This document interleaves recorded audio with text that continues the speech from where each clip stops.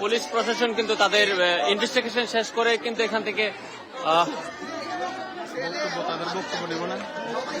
বক্তব্য নেওয়া হবে।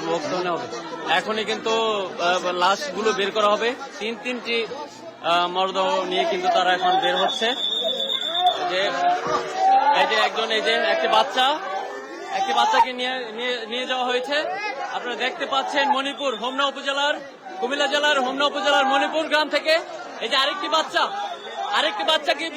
বাচ্চা বের করা হয়েছে। দুটি মরদেহ এই যে 3 নম্বর যে গৃহবধূ রয়েছে, সেই গৃহবধূকে কিন্তু যে বের করা হচ্ছে।